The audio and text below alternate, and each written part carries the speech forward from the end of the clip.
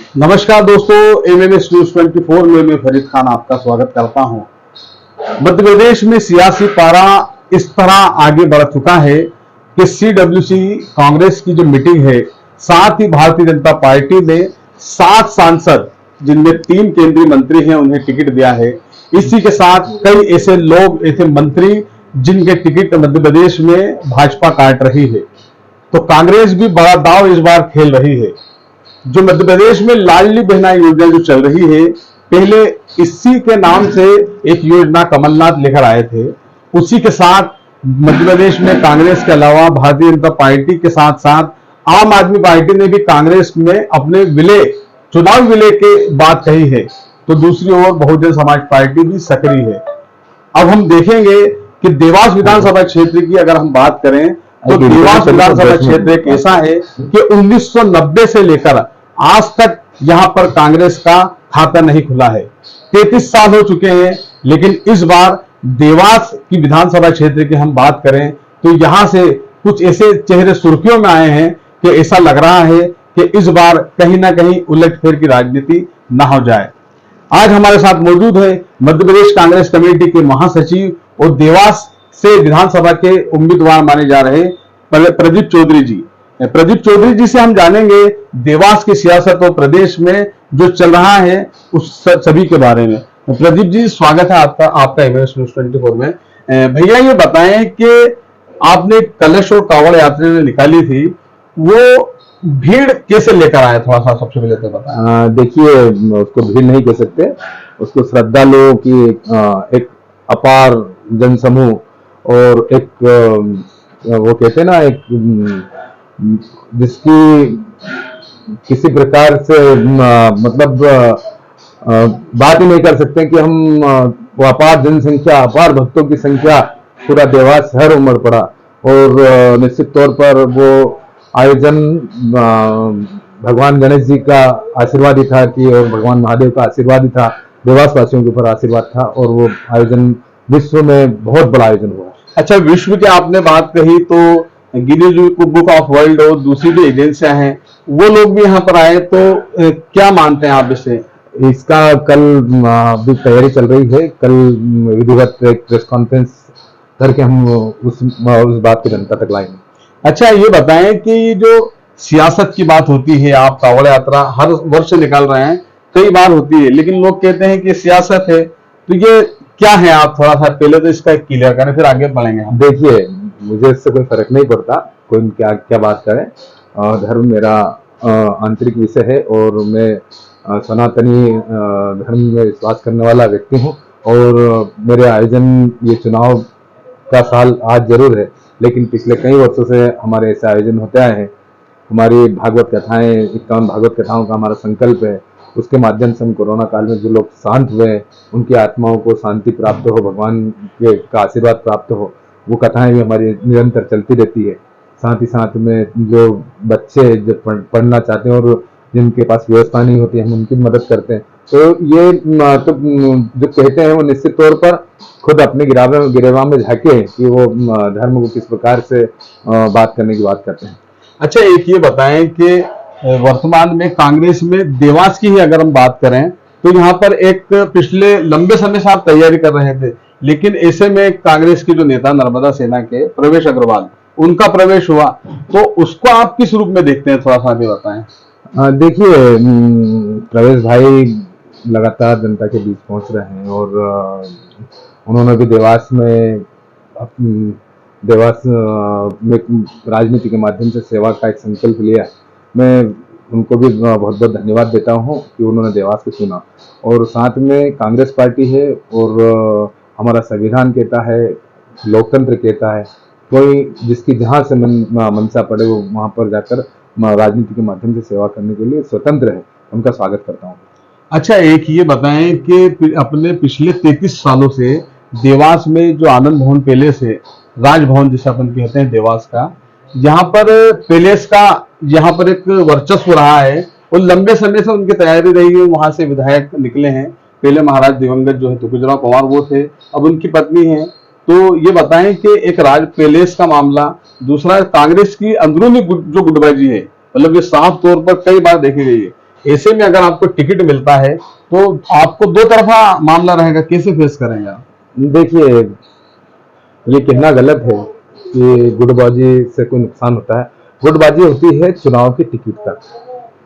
और निश्चित तौर पर कांग्रेस बहुत अच्छा संगठन है और कांग्रेस का हर कार्यकर्ता एकजुट है, एकजुटता के साथ, क्योंकि आज जनता अगर देख रही है तो कांग्रेस की तरफ देख रही है।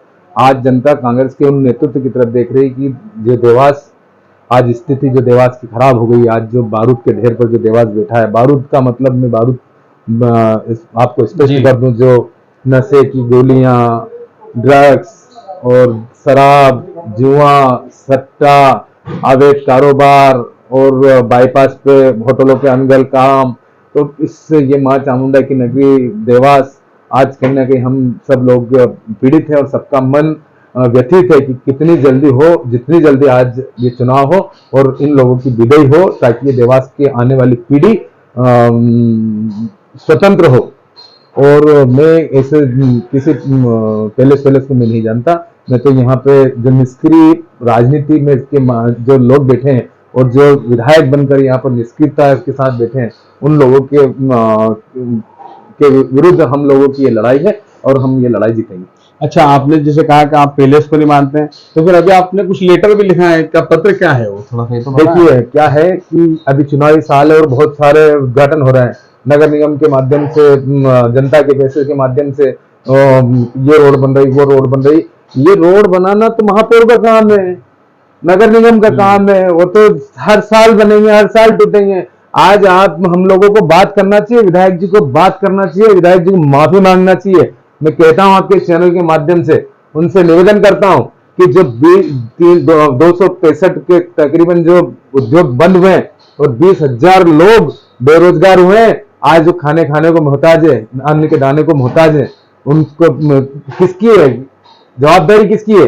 अगर आप ने यहाँ पर अगर हर चीज में आप श्रेय लेने की बात करते हैं तो ये जिम्मेदारी भी आपको उठाना पड़ेगी और आम जनता से माफी मांगना पड़ेगी। चुनावी साल है, आपको आकर जवाब देना चाहिए कि हाँ, हमारे कार्यकाल में और हमारे समय में ये उद्योग बंद हुए, इनकी जिम्मेदारी उनको स्वयं को लेना चाहिए। अच्छा, ये बताएं कि 2023 में जो 66 विधानसभाओं सीटों की बात है, जिसकी जिम्मेदारी दिग्विजय सिंह जी ने ली है, जिसमें एक देवास भी शामिल है, तो ये जो सीट है ये काफी कांग्रेस के लिए काफी एक कमजोर सीट मानी जाती है, तो ऐसे में आप जीत का दावा कैसे महसूस करेंगे कांग्रेस की ओर से? मान लो, देखिए, जनता हमेशा से चाहती है देवास में बदलाव हो, लेकिन यहाँ पर एक बात अगर आती है तो इनको जब वृद्धस्त था इनके ऊपर और इनकी जो जीत की ये बिना लड़े जो जीतने का ही काम करते थे, हर समय इन्होंने कांग्रेस परिवार में सिंधिया के माध्यम से दखल रखा। और जिस व्यक्ति का जब समय रहा, जयसिंह जी ठाकुर साहब, उनको वो उनके समय पे अगर वो चुनाव लड़ लेते तो वो निश्चित तौर पर देवास को तभी से आजाद करवा देते।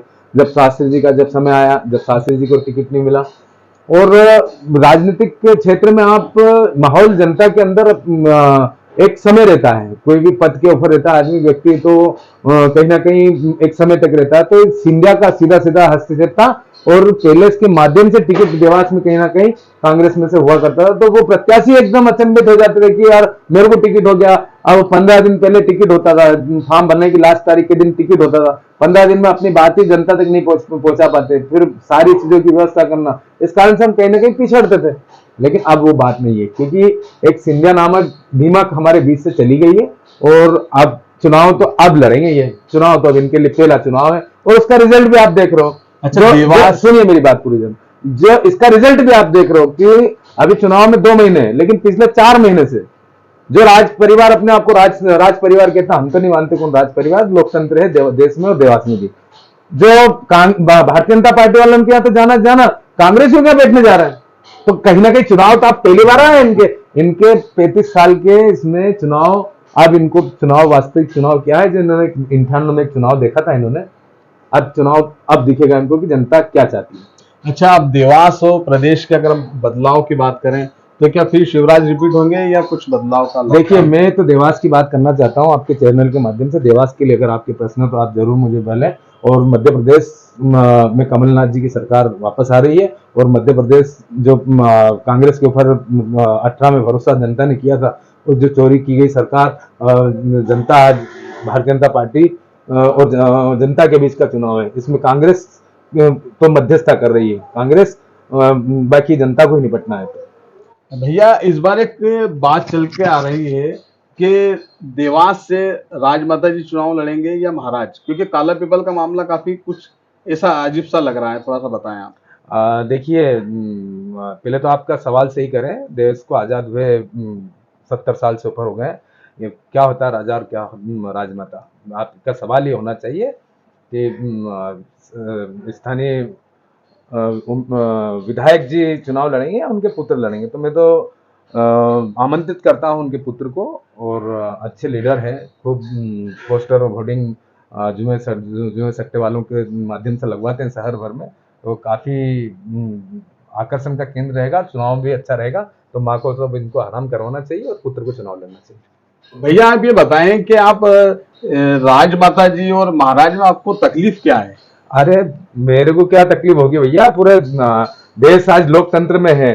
सम्मानीय देवास में पधारे कैलाश विजयवर्गीय जी, जिन्होंने मंच से कहा कि हम नहीं मानते राजा महाराजा, जब उनकी पार्टी के लोग भी बोल रहे हैं हम क्यों मानेंगे राजा महाराजा। भाई जनप्रतिनिधि, हम जनप्रतिनिधि के हिसाब से उनका सम्मान करते हैं। हमारी भी विधायक है, मेरी हमारी कोई उनसे लड़ाई थोड़ी है या झगड़ा थोड़ी, हमारे वैचारिक मतभेद है। भाई जो सम्मान उनको विधानसभा में हमने भेजा है, तो हमारी विधायक, मैं भी उनका एक, उनके क्षेत्र का एक नागरिक हूँ, और उस नाते मेरी भी विधायक होती है, तो मैं उनका सम्मान विधायक की नजरों से ही करता हूँ, विधायक की नजरों से सभी को करना चाहिए। कैलाश जी ने बहुत अच्छी बात अपनी स्पष्ट करके देवास वासियों को कहा है कि आप कौन सा युग है, जरा इस युग में आइए। तो ये थे हमारे साथ कांग्रेस के कद्दावर नेता, बड़े मुखर सवालों का जवाब दिया है प्रदीप चौधरी जी ने। अब हम देखेंगे कि देवास में और मध्य प्रदेश में आखिर फैसला होता है क्या। नमस्कार।